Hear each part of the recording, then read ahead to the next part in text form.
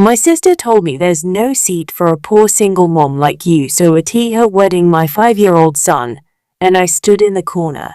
Then he pointed to the bride and said, "Mommy," about the baby in her tummy. The moment he spoke those words, the groom started trembling. Melissa Johnson, who worked at a general hospital in Boston, was staring at the clock with a tired expression. 7 p.m. her shift was over, and tonight she would make it in time to pick up Jake from day care. Melissa was a single mother living with her 5-year-old son, Jake. Her reputation as a nurse was good, and she was trusted by her colleagues. But balancing work and childcare wasn't easy. "Melissa, you can go home now. You did well today," her colleague Carol kindly called out to her. Melissa returned to grateful smile, oil, and headed to the locker room. While changing from her uniform into casual clothes, she checked her smartphone. There were 3 missed calls, 2 from her parents and 1 from her sister Amanda. A call from Amanda was particularly unusual. While driving, Melissa recalled the events of 3 years ago, her sudden divorce from Brent.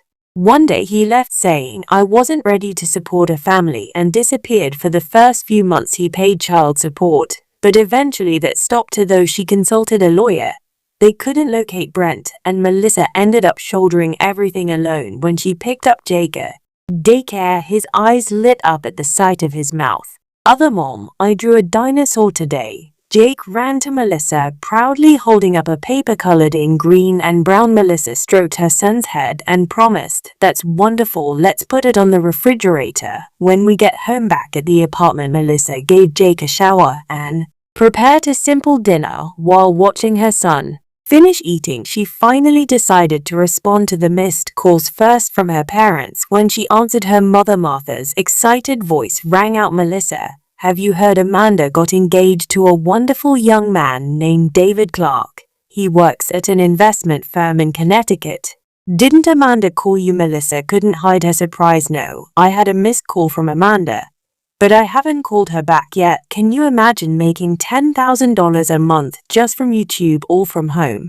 "That's exactly what I did with Reddit stories. No face, no voice." Check the link in the description if you're curious. The relationship between Melissa and Amanda was complicated. Her sister Amanda was raised as the apple of their parents' eye. There weren't major problems between them as children, but the relationship deteriorated rapidly. When Melissa took a break from college to get pregnant and married, Amanda always criticized Melissa's choices, repeatedly saying, "You could have had a better life." Their parents, Robert and Martha, stood between the two, trying to maintain family peace. After ending the call, Melissa called Amanda. After 3 rings, a man's refined voice came through. "Well, Melissa, you finally called back. Congratulations." "Amanda, I heard you got engaged." "Yes. Thank you. David is truly wonderful. His father is an executive at an investment firm, and they're giving us a condominium in New York's Upper East Side as a wedding gift." Melissa took a deep breath. She was used to Amanda's boasting, but this time she seemed even more proud than usual. "That's lovely. So when's the wedding?" "Next month. We're in a hurry. David's company is planning to transfer him to their London branch." The conversation continued with Amanda explaining the details of her lavish any plans, and finally she added, "Of course, I'll send you an invitation, but the dress code is strict, so make sure you prepare appropriate attire." Those words implicitly meant this might be beyond your financial means. A week later, a luxurious invitation arrived at Melissa's apartment. Inside, an envelope trimmed with gold foil was an invitation to a wedding at a high-end hotel. However, there was no seating chart included. Feeling anxious, Melissa called Amanda again. "Amanda, thank you for the invitation, but there was no seating chart." On the other end of the phone, Amanda laughed coldly. "There's no seat for a poor single mother like you. You can stand if you come, or is it that you don't want guests to think you're part of my family seeing your appearance?" Melissa was speechless. Her sister's cruel words hurt her heart. "Amanda, I listen." "Melissa, you made your choices. I'm just living my life." "Mom and Dad insisted I invite you. So I did. Actually, I'd rather you didn't come." The call was abruptly ended. Melissa collapsed on the sofa and cried. Jake came out of the bedroom and looked at his mother with concern. "Mom, are you okay?" Melissa wiped away her tears and smiled at her son. "I'm fine, Jake. Mommy's just a bit tired. She decided in her heart she would attend her sister's wedding for her parents and more than anything for her own pride. While embracing her son, Melissa whispered quietly, "We are members of the Johnson family. No one can change that." On the day of the wedding, Melissa was adjusting Jake's bow tie as he got dressed. She checked her appearance in the mirror several times. Her simple navy blue dress was something she had bought a few years ago, but fortunately it was still wearable. She didn't have expensive jewelry, but a small pearl necklace gifted by her mother adorned her neck elegantly. "Mom, do I look handsome?" Jake put his hands in his pockets, trying to act like an adult. Melissa smiled and gently stroked his hair. "You look very handsome. Don't forget to mind your manners today, as it's a special day." During the taxi ride to the hotel, Melissa's stomach ached with nerves. Despite being invited, she knew she wasn't truly well.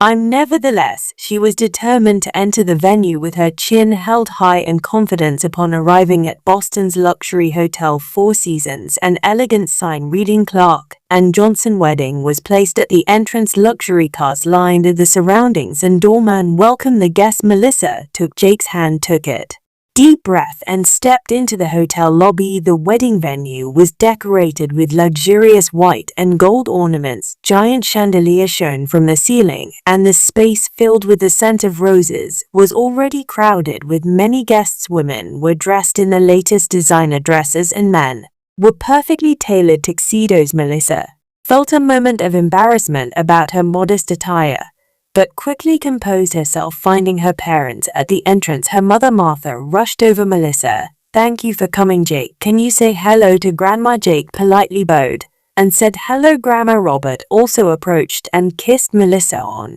the cheek. Her pair since clearly had apologetic expressions. The seats as Melissa began to ask. Robert averted his gaze. "I thought Amanda would have told you actually." Martha interrupted her husband. "You two can stand near us. We'll be close by." Melissa swallowed her words. She understood that her parents couldn't go against her sister's decision. When the music signaling the start of the ceremony began to play, guests started taking their assigned seats. Melissa and her son stood to the side watching the ceremony. With the solemn sound of the organ, the groom, David Clark, took his place at the altar with his best man. His sharp jaw and confident demeanor revealed him to be a successful businessman. David's parents sat in the front row watching their son with proud expressions as the wedding march played. The doors to the venue opened. Amanda entered slowly, her hand resting on her father Robert's arm. She was dressed in a pure white designer gown, and a diamond tiara sparkled on her head. Melissa gasped involuntarily. Her sister was truly beautiful. Amanda glanced briefly in Melissa's direction, but quickly returned her gaze forward. The cold gesture hurt Melissa's heart, but she didn't show it on her face. The ceremony was conducted solemnly, and David and Amanda exchanged vows of love. Melissa placed her hand on Jake's shoulder, watching the ceremony quietly. Moving to the reception hall, the space was even more luxurious. White rose arrangements adorned the tables, and champagne glasses sparkled. Waiters carried hors d'oeuvres and bartenders crafted cocktails with elegant movements. When it was time for speeches, David's father stood up first, his speech beginning with, "To celebrate the union of my son and his beautiful bride," was sophisticated, and guests responded with warm applause. Next, just Melissa's father Robert stood up. Though he looked a bit nervous, he prayed for his daughter's happiness with touching words. "Amanda, from the day you were born until today, you have brought us joy and pride. David, please cherish our daughter. She is a special person." During Robert's speech, his gaze momentarily turned toward Muller. There seemed to be sadness and apology, and it finally bride. Amanda took the microphone. "Today, I am experiencing the happiest day of my life. Meeting David and gaining his love is my greatest fortune. We will build a perfect family together." As she said this, Amanda clearly looked in Melissa's direction. Her gaze contained the message, "Unlike you." Melissa remained motionless, maintaining a smile on her face. When it was time to eat, waiters began bringing out the course meals. Melissa and Jake remained standing. Jake whispered in a small voice, "I'm hungry." Melissa felt a tightness in her chest, but gently told him, "Home. Dawn until the cake time. Then we can eat something." A maternal aunt who was nearby noticed their situation and offered them empty seats at her table. However, Amanda gracefully approached and said, "Aren't those our assigned seats? The Henderson family will be coming later," and left, ignoring Melissa and Jake. Melissa, with an apologetic expression, "I'm sorry, Melissa. Amanda has changed recently." Melissa responded maturely, "It's all right, don't worry. We're enjoying the ceremony." Around that time, Melissa noticed her parents having a serious conversation with Amanda. The reception grew even more glamorous. After the meal. It was time for dancing, and the bride and groom performed their first dance. David and Amanda moved in perfect harmony like a prince and princess from a fairy tale. When the floor was open to other couples, Melissa's father Robert came to her. "May I have this dance?" Father offered his hand. Looking a bit nervous, Melissa was surprised but smiled and accepted. "Jake, Mom is going to dance with Grandpa. Wait here quietly." Jake nodded obediently, looking around with keen interest on the dance floor. Robert gently led Melissa. He looked straight into his daughter's eyes and said, "Thank you for coming. I apologize for him and his attitude. She seems to have lost herself recently." Melissa shook her head. "Don't apologize, Dad. I don't mind. This was a lie." She was deeply hurt, but she didn't want to worry her father. Robert's expression had a shadow as if he had something to say, but when the music ended, he bluntly escorted Melissa to the edge of the floor and left to dance with Martha. As cake cutting time approached, waiters brought in a magnificent 6-tier wedding cake. The venue's lighting was slightly dimmed and spotlights illuminated the cake, and the bride and groom gathered around it. Amanda rested her hand on David's arm, smiling happily. The host of the microphone and announced, "Ladies and gentlemen, it's time for the cake cutting." By the bride and groom, David and Amanda held the knife together and began to cut the cake. Flashlights went off, and the venue was filled with applause. Melissa still stood at the edge watching the scene. From afar, she noticed Jake had a curious expression beside her. "What is it, Jake?" He tilted his head and said in a small voice, "I've seen that person before." Melissa followed her son's gaze. Jake wasn't looking at David, but at Amanda. "That person? You mean Aunt Amanda? Of course you know her. She's Mommy's sister." Jake shook his head seriously. "No, did you know Aunt was with Daddy Brent?" Hearing those words, Melissa almost stopped breathing. "Jake, what are you saying?" She placed her hands on her son's shoulders and looked him in the eyes. "What do you mean? I saw them in the park before on a day you were working when Grandma took me to the park. Aunt and Daddy Brent were together. They were both laughing." Something began to connect in Melissa's mind. She tried to calm her breathing, but her heart was racing. Some important piece of information was missing. "Do you remember when this was?" Jake looked up at the ceiling, making a thinking gesture. "Before Christmas. It was snowing last winter." Melissa traced her memory. Around that time, her parents often took care of Jake, especially when she had night shifts. But Amanda and Brent together, what did it mean? Her thoughts were interrupted by the host's announcement that the bride and groom had begun serving cake to the guests. Amanda and David, smiling happily, started making rounds to the tables. Melissa noticed her parents watching the newlyweds with subtle expressions. Martha bit her lips several times, and Robert had an unnaturally forced smile. Both seemed to be harboring some serious secret. David's parents were also looking at their son and his wife, but especially David's mother's expression seemed to show some concern. She occasionally looked at Amanda and moved her lips as if muttering something. As Melissa looked around, Jake suddenly pulled her hand. "Mom, look, it's Kay."